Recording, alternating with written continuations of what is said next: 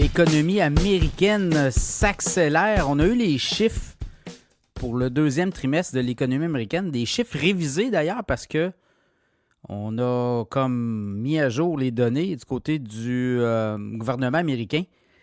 Et c'est quand même impressionnant, là. L'économie américaine au deuxième trimestre roule à un rythme de 3% de croissance. Quand on regarde au premier trimestre, les 3 premiers mois de l'année, 1,4%. Et là, deuxième trimestre, avril, mai, juin, 3% de croissance. Donc, dire qu'elle demeure très solide, très robuste. Et là, la prochaine étape, c'est les élections américaines aussi qui vont culminer au mois de novembre. Donc, là aussi, il y a beaucoup d'aides financières annoncées. Il y a beaucoup de bûches dans le foyer aux États-Unis. Et c'est ce qui aide l'économie américaine à passer au travers. Et là, quand on regarde aussi l'état des forces, l'état des ménages, l'état des entreprises, des PME, les entreprises qui embauchent aussi, elles demeurent quand même solides. Là, on regarde les dépenses de consommation. C'est environ 70% de l'activité économique aux États-Unis. On regarde là un taux annuel 2,9% de hausse. Donc, les ménages dépensent, les ménages ont de l'argent. C'était révisé à la hausse par le gouvernement américain. Et quand on regarde aussi les dépenses d'entreprise, les investissements, je regarde, c'est 7,5% de hausse, notamment 10,8% de hausse des investissements en équipement. Donc, les entreprises américaines s'équipent. Ça veut dire qu'on croit vraiment là, au potentiel dans les prochaines années. On a beaucoup d'optimisme aussi.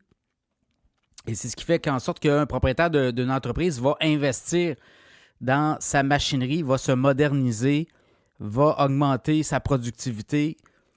On va davantage miser sur la valeur des emplois aussi. Donc, on va vers du côté de l'intelligence artificielle. On va optimiser les tâches dans les entreprises. Donc, c'est ça qu'on voit du côté des États-Unis. Quand on regarde également les indices qui mesurent là, l'espèce d'optimisme ou le pessimisme du côté des consommateurs, là, on a l'Université du Michigan, l'indice Michigan, là, qui est quand même, puis l'indice du Conference Board, qui, on l'a vu, donne quand même des bons chiffres malgré tout. C'est très, ça peut augmenter d'un mois à l'autre, là. Et quand je regarde aussi le rapport avec la Fed, parce que là, on a monté beaucoup les taux. Aux États-Unis, on n'a pas eu de baisse de taux. Au Canada, on en a eu deux. C'est parce que l'économie demeure solide. Puis, ce qu'on voit aussi, c'est que l'inflation diminue. L'inflation aux États-Unis est autour de 2,7, 2,9, là, dépendant les indicateurs, plusieurs indicateurs. Mais quand on regarde le rapport, l'inflation est montée autour de 9,1. Et là, on est rendu à 2,7, 2,9. Donc, vous voyez, là, on a fait le travail un peu comme au Canada. Même que la Fed, le grand patron de la Fed l'a dit, on va commencer à penser à baisser les taux directeurs aux États-Unis. Et ça pourrait aller vite, là. On parle de peut-être 25 à 50 points de base par baisse, peut-être un petit 25 points de base au mois de septembre, 18 septembre, mais après ça, ça pourrait s'accélérer de façon importante. Donc, ça sera à surveiller. Clairement, l'économie américaine qui carbure et qui va très vite, alors qu'au Canada, là, on a vu les chiffres, là, 0,2, 0,3%, 0,1% de croissance. C'est pas du tout la même réalité et surtout, les ménages semblent moins embourbés aux États-Unis. Il faut dire que la création de richesse, la productivité est meilleure.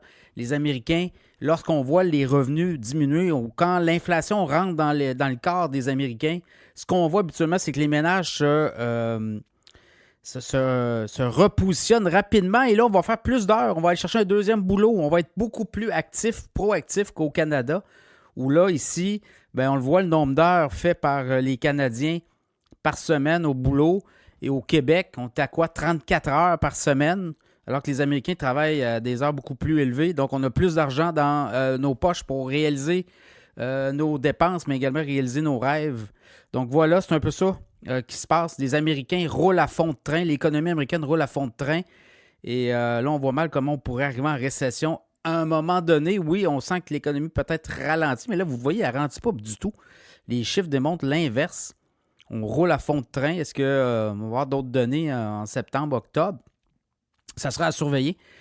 Mais là, pour l'instant, il n'y a pas de scénario de récession aux États-Unis. Et on est en forte croissance. Alors voilà, l'économie américaine qui ne lâche pas.